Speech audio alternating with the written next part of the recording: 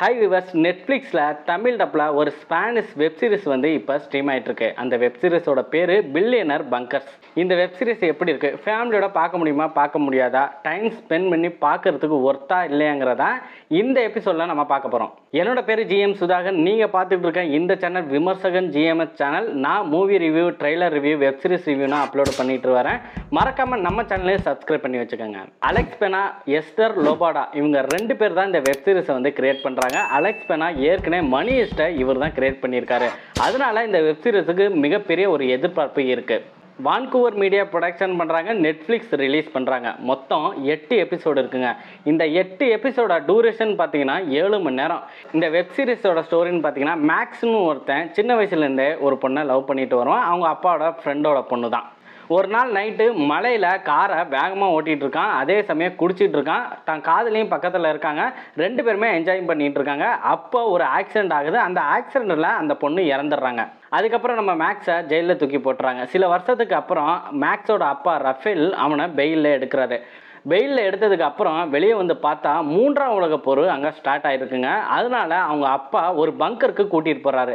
அந்த பங்கர் என்ன மாதிரியான ஒரு பங்கர் பார்த்தீங்கன்னா, 3ஆம் உலகப் போர் மேலே நடந்துக்கிட்டு இருக்கு. நமக்கு என்ன வேணாம்னா இந்த பங்கரில் நீங்கள் இருந்தீங்கன்னா உங்களுக்கு எதுவுமே ஆகாது. அடுத்த 10 வருஷத்துக்கு அப்புறம் தான் நம்ம மேலே போவோம் அப்படின்ட்டு அந்த பங்கரில் ஒரு ரூல்ஸ் இருக்கும். அந்த பங்கருக்குள்ளே பில்லியனர்ஸ் மட்டும்தான் போக முடியும். கிட்டத்தட்ட $45 மில்லியன் கொடுத்து தான் அந்த பங்கருக்குள்ளே போக முடியும். அதுக்கப்புறம் ரஃபேல் தன்னோட பையனான மேக்ஸை கூட்டிட்டு அந்த பங்கருக்கு போவார். அங்கே இவரோட குடும்பத்தை மட்டும் இல்லாமல் மொத்தம் 45 ஃபேமிலி இருப்பாங்க. அதில் இவங்களுக்கு ஆகாத ஃபேமிலியும் ஒருத்தங்க இருக்காங்க. அதுக்கப்புறம் இந்த பங்கருக்குள்ள என்ன நடக்குதுந்தாங்க இந்த வெப் சீரிஸோட ஸ்டோரி. மணி ஹெய்ஸ்ட்டை கிரியேட் பண்ணவங்க தான் இந்த வெப் சீரிஸை கிரியேட் பண்ணியிருக்காங்க. அதனால இந்த வெப் சீரிஸை நம்ம பார்க்கலாம் அப்படின்னு நீங்கள் நினச்சிங்கன்னா கண்டிப்பாக உங்களுக்கு ஒரு ஏமாற்றம் தாங்க. அவ்வளோ ஒர்த்துனா இந்த வெப் சீரிஸ் கிடையவே கிடையாது. ஃபஸ்ட் எபிசோடு, 2வது எபிசோடு நல்லாயிருக்கும். அதை விட்டா கடைசி எபிசோடு தாங்க. 8வது எபிசோடு கடைசியில் ஒரு 15 நிமிஷம் தான் நல்லாயிருக்கும். 3வது எபிசோடு, 4வது எபிசோடு, 5வது எபிசோடு, 6வது எபிசோடு, 7வது எபிசோடுனா பார்த்தீங்கன்னா தொணு பேசிக்கிட்டே இருப்பாங்க. கண்டிப்பாக தேவையில்லாத கண்டென்ட் தான் அதிகமாக இருக்குது. நடுவில் வர எபிசோட்லேயும் கடைசி ஒரு 2 நிமிஷம் 3 நிமிஷம் தான் நல்லா இன்ட்ரெஸ்டிங்காக த்ரில்லிங்காக போகுது. இந்த ஸ்டோரியோட கண்டென்ட்டுக்குள்ளே வராங்க. இந்த வெப் சீரிஸோட பாசிட்டிவ் பாயிண்ட் என்னன்னு பார்த்தீங்கன்னா, சினிமோட்டோகிராஃபி ரொம்ப நல்லா பண்ணியிருக்காங்க. பேக்ரவுண்ட் மியூசிக் நல்லா இருக்குது. ஒரு வீடியோ கால் கான்வர்சேஷன் ஒன்று போகுங்க. அந்த பங்கருக்கு வெளியில் ஒரு ஆள் வந்து வீடியோ கால் இங்கே இருக்கிற ஒரு ஆளுக்கு வந்து பண்ணுவான். அந்த கான்வர்சேஷன் பார்க்குறதுக்கு நல்லா இருந்துச்சு. நல்ல த்ரில்லிங்காகவும் போச்சு. டெக்னாலஜி ப்ளஸ் டெக்னிக்கல் வைஸ் பார்த்தீங்கன்னா இந்த வெப் சீரிஸ் வந்து செம்ம ஸ்ட்ராங்கான ஒரு வெப் சீரிஸ் தாங்க. தமிழ் டப்பிங்கை பொறுத்த வரைக்கும் நல்லா தான் பண்ணியிருக்காங்க. ஆனால் சில வசனங்கள்லாம் பார்த்தீங்கன்னா 18+ தான் கேட்க முடியும். ஏன்னா இந்த ஃபுல் எபிசோடே பார்த்தீங்கன்னா செக்ஸுவல் கண்டென்ட் ரொம்ப அதிகமாக இருக்குது. அதனால் 18 வயசுக்கு மேலே உங்களே பாருங்கள். த்ரில்லிங்கான சீன்னா பார்த்தீங்கன்னா ரொம்ப நல்லா கிரியேட் பண்ணியிருக்காங்க. இந்த ஃபஸ்ட்டு 2 எபிசோடு பார்த்தீங்கன்னா அதோட வெப் சீரிஸ் முடிஞ்சிச்சு. அதுக்கப்புறம் என்ன நடக்க போகுது அப்படிங்கிற ஒரு க்யூரியாசிட்டியை வந்து உங்களுக்கு ஏற்படுத்தியிருப்பாங்க. அது வந்து இந்த 8வது எபிசோடில் என்ன நடக்க போகுதுன்னு உங்களை ஃபுல்லாக பார்க்குற மாதிரியான ஒரு விஷயத்த பண்ணியிருப்பாங்க. சரி, இந்த வெப் சீரிஸோட நெகட்டிவ் பாயிண்ட் என்னன்னு பார்த்தீங்கன்னா ஸ்க்ரீன் பிளே தாங்க. ஸ்க்ரீன் பிளே ரொம்ப போர் அடிக்குது. இந்த வெப் சீரிஸை பார்க்குறதுக்கு கண்டிப்பாக உங்களுக்கு பொறுமைங்கிறது வேணுங்க. இந்த 3வது எபிசோட்லேருந்து 7 எபிசோடுக்குள்ளார நீங்கள் பார்க்கணும். கண்டிப்பாக பொறுமை வேணும். கண்டிப்பாக கடுப்பு ஆவீங்க. தேவையில்லாத சீன்னா நிறையாவே இருக்குது. அதிகமாக கள்ளக்காதலையும் காமத்தையும் தான் இவங்க அதிகமாக பேசுவாங்க.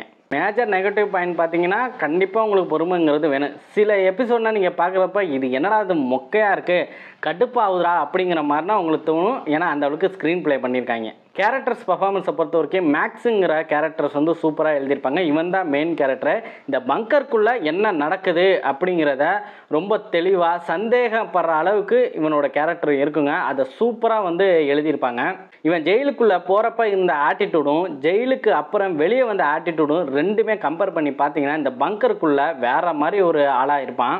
அடுத்து ஆசியா கேரக்டர். இந்த கேரக்டர் ரொம்ப சூப்பராக வந்து எழுதியிருந்தாங்க. இவங்களும் ஒரு முக்கிய பங்கு இந்த கேரக்டருக்கு வந்து இருக்குது இந்த வெப் சீரிஸில். அடுத்து வந்து ரஃபேல் கேரக்டருங்க, மேக்ஸோட அப்பா. இவரோட கேரக்டர் வந்து ரொம்ப சூப்பராக வந்து எழுதியிருப்பாங்க. ஒரு முக்கியமான கேரக்டர் தான். இவரோட எமோஷனல் சீனாக பார்க்குறதுக்கு வந்து நல்லாயிருக்கும். ஆனால் ஒரு சில இடங்களில் தேவையில்லாத ஒரு எமோஷனல்லாம் ஆகிட்டு இருப்பார். ஒரு சில சீனில் இவரை பார்க்குறப்ப நமக்கே பாவமாக இருக்கும். ஏன்னா அந்த அளவுக்கு ஒரு கண்டென்ட்டை கிரியேட் பண்ணி வச்சுருக்காங்க. அடுத்து குலேர்மோ ஃபால்கான்னு ஒரு கேரக்டருங்க. இந்த மேக்ஸ் இருக்கான் பார்த்தீங்களா, அவன் லவ் பண்ண பார்த்தீங்கன்னா அந்த பொண்ணோட அப்பாவே இவன் தான். தன்னை பொண்ணை வந்து காரில் கொண்டு போயிட்டு கொலை பண்ணிட்டானே அப்படிங்கிற ஒரு செம்ம கோவத்தில் இருப்பார். இவனுக்கும் இவருக்குன்னா சண்டைனா வருங்க. அந்த அளவுக்கு ஒரு வெறித்தனமான ஒரு கோவத்தில் இருப்பார். கையில் மாட்டினா இவனை கொன்றுணும் அப்படிங்கிற அளவுக்கு ஒரு கோவம் இவருக்கு இருக்கும். இந்த கேரக்டரை நீங்கள் ஃபஸ்ட்டு பார்க்குறப்பனா எப்பா செம்ம கேரக்டரா, என்னடா இவ்வளோ கோவப்படுறானே, நல்லா முரட்டாளாக இருப்பானே, பார்த்தீங்கன்னா இவன் ஒரு காம வெறி பிடிச்சாங்க. பார்க்குற பொண்ணெல்லாம் அனுபவிக்கணும்னு நினைக்கிற ஒரு கேரக்டருங்க. இந்த குளிரம்மா ஃபால்கன் கேரக்டர் பார்த்தீங்கன்னா லேடிஸ் விஷயத்தில் ரொம்ப வீக்கான ஒரு கேரக்டருங்க. அடுத்து ஒரு மெயினான கேரக்டர்னு பார்த்தீங்கன்னா இந்த பங்கரை நடத்துகிற லீடர் அவனோட தம்பி இருந்தாங்க. அந்த டெக்னாலஜி வைஸ் பார்த்தீங்கன்னா அவ்வளோ சூப்பராக வந்து பண்ணியிருப்பாங்க. இந்த 2 கேரக்டருமே ரொம்ப முக்கியமான ஒரு கேரக்டருங்க. அவ்வளோ சூப்பராக நடிச்சிருந்தாங்க. மற்றபடி எல்லா கேரக்டருமே பார்த்தீங்கன்னா கடுப்பாகிற கேரக்டர்ஸும் இருக்குது, அதே சமயம் நல்ல நல்ல கேரக்டர்ஸும் இருக்குது. சரிப்பா, தமிழ் டப்பில் இந்த வெப்சீரிஸ் இருக்குது. மணி ஹிஸ்ட்டை கிரியேட் பண்ண கிரியேட்டர்ஸ்னு சொல்கிற இந்த வெப்சீரிஸை இப்போ பார்க்கலாமா வேணாமான்னு கேட்டிங்கன்னா, இந்த வெப்சீரிஸை நீங்கள் ஃபஸ்ட்டு 2 எபிசோடு பார்க்கலாம். அதுக்கப்புறம் உங்களுக்கு பொறுமை இருந்துச்சுன்னா பாருங்கள்.